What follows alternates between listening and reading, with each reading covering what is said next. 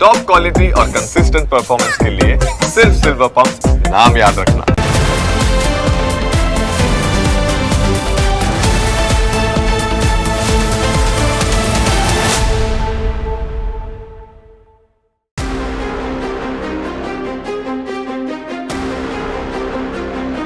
સ્થાનિક સ્વરાજની ચૂંટણીમાં મતદારોનો મિજાજ જાણવા માટે ન્યૂઝ કેપિટલની ટીમ જુદા જુદા શહેરોમાં ફરી રહી છે। ભરૂચ એક ઐતિહાસિક નગર છે। આ નગરમાં કેવી સમસ્યાઓ છે અને મતદારો નવા ચૂંટાનારા પ્રતિનિધિ પાસે કયા પ્રકારની અપેક્ષાઓ રાખી રહ્યા છે તે પણ સાંભળો।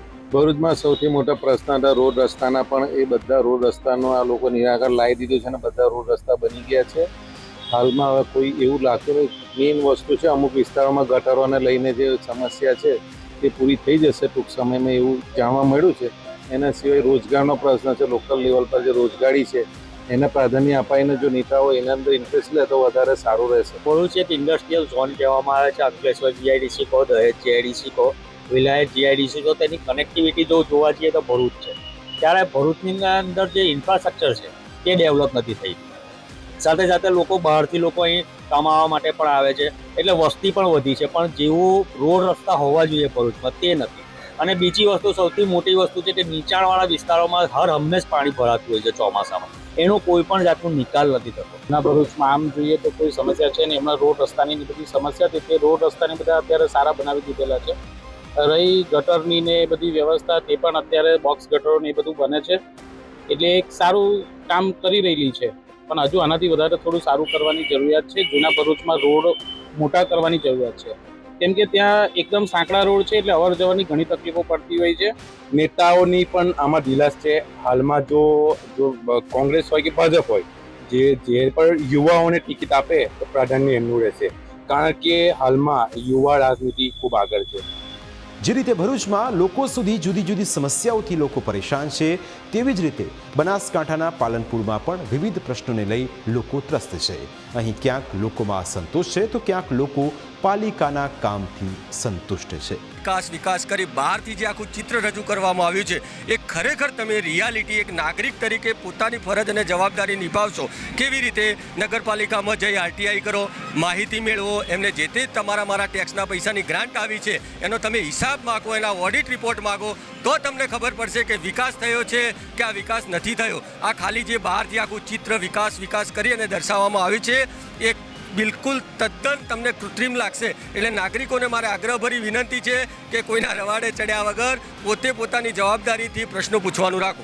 કોંગ્રેસ માત્ર ખાલી આંભળે થાંભલા માંડે છે, સચ્ચાઈથી વિહોણી છે। તમે વાત કરો તો છેલ્લા 25 વર્ષથી માણંદ દરવાજા પાસે જે કચરાનો મોટો ઢગલો હતો બધાએ જોયેલો છે। આજે જુઓ, સ્થાનિક જે નેતાઓ બેઠેલા છે, નગરપાલિકામાં જે શાસન અધિકારી બેઠા છે, તેઓ કચરાનો નિકાલ આવનારા દિવસોમાં 0 થઈ જશે। તો આ વિકાસ જ છે ને, વિકાસનો એક ભાગ છે। રોડ રસ્તા ઉપર જે કચરાના ઢગલા મળતા હતા આજે નથી મળતા, તો એને એક વિકાસનો ભાગ જ કહેવાય। સરકાર શ્રી ભૂપેન્દ્રભાઈ પટેલ કરોડોનું બજેટ પાલનપુરને આપે છે, પણ ક્યાંક પાલનપુર નગરપાલિકાના સત્તાધીશો એવું ઈચ્છી રહ્યા છે, માનનીય ધારાસભ્ય એવું ઈચ્છી રહ્યા છે કે પાલનપુર નગરપાલિકામાં લોકો હેરાન થાય અને માનનીય ભૂપેન્દ્રભાઈ પટેલની સરકારનું નામ ખરાબ થાય એવું ઈચ્છી રહ્યા છે। ટ્રાફિક સમસ્યા એ માટે અત્યારે બાયપાસનું કામ ધમધોકાર ચાલુ રહ્યું છે। આપણે જે રોડ ઉપર ઊભા છીએ એ રોડે પાલનપુરનો મુખ્ય પ્રવેશદ્વાર છે, ત્યાં આઇકોનનું રોડનું પણ કામ થઈ રહ્યું છે। એ સાથે સફાઈ માટે પણ અત્યારે દેખ્યું કે ઘરે આવીને લોકો કચરો લઈ છે અને નગરપાલિકાની જે મુખ્ય જે સેવાઓ કરવાની હોય છે, રોડ રસ્તા, સફાઈ ને પાણી, તો આ બધી સેવાઓ સુંદર રીતે થઈ રહી છે। કોઈ પણ ઉમેદવાર એવો જીતી નથી આવતો કે જે માત્ર એના અંગત સ્વાર્થ માટે આવતો હોય। પાર્ટી જેને મૂકે છે એ વિકાસના હેતુ માટે અને સંગઠન એ ધ્યાન રાખીને કામ કરાવે છે કે શહેરનો વિકાસ થાય, કોઈ ખોટી વસ્તુ ન બને। અને આપણે જાણીએ છીએ કે જે વિકાસ કરતા હોઈએ એની અંદર રોડા નાખવાનું કામ અનેક લોકો કરતા હોય છે અને કરતા જ આવ્યા છે। બીજી તરફ સુરતના નાનપુરા વિસ્તારમાં પણ સમસ્યાઓની ભરમાર છે। અહીં લોકો સાંકડા રસ્તાથી લઈને પાર્કિંગના પ્રશ્નોથી પરેશાન છે। મૂળ તો અમારી એ માંગ છે કે અમને પ્રાથમિક સુવિધા, ગટર, પાણી, રોડ, રસ્તા, એનું અમને સૌથી મોટામાં મોટી તકલીફો છે। પાણીનું પ્રેશર નથી આવતું। કોટ વિસ્તારમાં ગમે ત્યારે મોટરો દ્વારા પાણી ચડાવવામાં આવે છે, ગમે ત્યારે પાણી બંધ થઈ જાય છે। સ્ટ્રીટ લાઇટોની સમસ્યા છે, એવી ઘણી બધી સમસ્યા છે। આખું લિસ્ટ લઈને બેઠું તો તમને લગભગ 2 કલાકમાં બોલી શકું એટલું લાંબુ લિસ્ટ છે। તળ સુરતીઓને ખરેખર અમે નર્કવાસ ભોગવી રહ્યા છે તળ સુરતમાં। આ મેટ્રોની જરૂર નથી, પણ આ લોકો સુરત મહાનગરપાલિકાવાળા આ ગટરની સમસ્યા, પછી હજી સુધી નાનપુરામાં કોઈ સુવિધા નથી આપી. આજે કલેક્ટર જેવી ઓફિસ છે ત્યાં બી કોઈ પાર્કિંગની વ્યવસ્થા નથી કલેક્ટર ઓફિસ આવી. તો આ બહુમાળીમાં તો છે જ નહીં, કારણ કે આજે વકીલો બધા એટલા બધા રખડીએ છે, એ લોકો અંદર તંબુ નાખીને બેઠા કે પાર્કિંગ અમારું બંધ થઈ ગયું છે. સાહેબ હમણાં પણ બહુ બધી જગ્યાએ છે ને આરોગ્યની બહુ તકલીફો છે. ધારો કે હમણાં જે નાના વર્ગના લોકો છે એટલે ખાસ સુવિધા મળતી નથી એ લોકોને. પણ રોડ રસ્તા જે આપણા અહીંયા બનેલા છે એ પણ બને છે અને વારંવાર એમાં ખોદકામનું કામ ચાલુ કરી નાખે છે. તો મારા એ જ વિનંતી છે કે બધે આ જે વ્યવસ્થાઓ થાય છે એને સગવડ સારી રીતે કરે એ અમે મારી નમ્ર વિનંતી છે બધા. જે ગરીબ પ્રજાઓને પૂરતી રીતે જે દવાને એને જે આરોગ્ય કેન્દ્ર છે તેમાં સુવિધા ઉપલબ્ધ રહેતી નથી, પ્લસ એમને લાઇનમાં ઊભું રહેવું પડે છે. હવે શિક્ષણની વાત કરીએ તો જે આપણે પહેલાંની જે શાળાઓ બનેલી હતી એને તોડીને નવી શાળાઓ બનાવવામાં આવે છે અને પ્રાઇવેટ શિક્ષણ આપીને જે પૈસા ગરીબ પ્રજામાંથી લેવામાં આવે છે તેના માટે ખૂબ સારું નથી. આ તરફ પોરબંદરને મહાનગરપાલિકાનો દરજ્જો મળ્યા બાદ પ્રથમ વખત ચૂંટણી યોજાઈ રહી છે. તેવામાં અહીં આવેલા રાજીવનગર વિસ્તારના લોકોની કઈ સમસ્યાઓ છે અને મહાનગરપાલિકા પાસે લોકો કયા પ્રકારની અપેક્ષાઓ રાખી રહ્યા છે તે પણ સાંભળો. પાણીની સમસ્યા ખૂબ જ છે.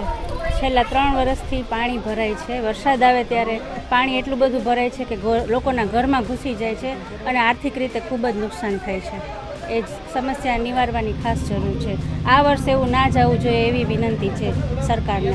હાજી, અમારા વિસ્તારમાં મેઇન તો પાણીની સમસ્યા છે અને રોડો રસ્તાની બે સમસ્યા બહુ જોરદાર છે. એમાં 3-4 વર્ષથી જ આ સમસ્યા છે. જે ગેસની પાઇપલાઇનોને આવી છે એના કારણે રસ્તા ખોદાણા પછીથી વ્યવસ્થિત કરેલા નથી. અને બીજું આ પાણી ભરાય છે, દર ચોમાસે 3-4 વર્ષથી પાણી ભરાય છે. તો એના માટે સ્પેશિયલ કોઈ ડ્રેનેજ સિસ્ટમ કે કરી અને આ વિસ્તારની સમસ્યાનું નિવારણ કરવું મારા માટે નહીં, બધા માટે જરૂરી છે. અને દરેક લોકોને આટલી અગવડ પહોંચે, આ સારા વિસ્તાર છે તો એ ક્રીમ એરિયાને સારો બનાવવા માટે જો નગરપાલિકા આના માટે ઘટતું કરે એવી અમારા બધાની માંગણી છે. હવે લોકોની સમસ્યાઓ આ વખતે ચૂંટાયેલા પ્રતિનિધિઓ ઉકેલશે કે કેમ તે એક મોટો પ્રશ્ન છે. જો ઉમેદવારો સારા હોય તો કોઈ પણ રીતે તેઓ પોતાના વિસ્તારનો વિકાસ કરે છે, પરંતુ ચૂંટાયેલા નેતા જ આળસુ હોય અથવા ભ્રષ્ટ હોય તો કોઈ કામ કરી શકતા નથી. પ્રાઇમ 9માં આજે બસ આટલું જ. ફરી મળીશું આપને સ્પર્શતા મુદ્દા સાથે. ત્યાં સુધી રજા આપશો. નમસ્કાર.